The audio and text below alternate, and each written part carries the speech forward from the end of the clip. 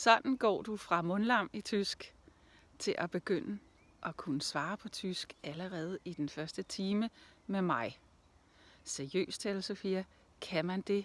Ja, det kan du også, for det gør alle mine elever. Og hvordan gør vi så det?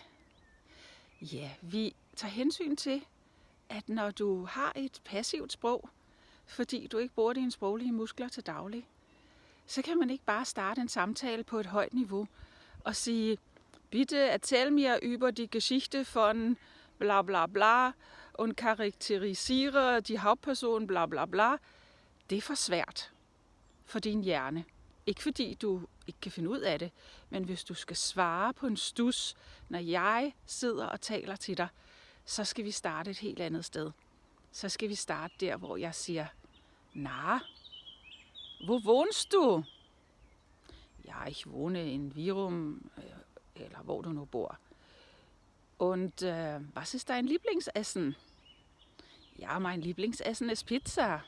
Ja, welche Pizza? Salami-pizza. Na gut. Så er vi i gang. Så kan din hjerne følge med, og dit nervesystem går ikke i lockdown, fordi det bliver for overvældende og for svært for dig.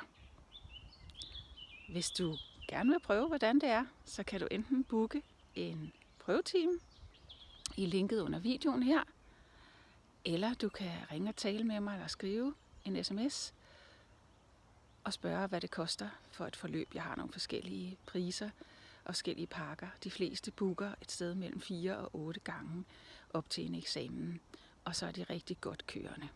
Hvis du også gerne vil det, så kontakt mig enten på e-mail eller på min telefon. Jeg skriver det i chatten nedenunder videoen her. Kærlig hilsen, Tante Tysk.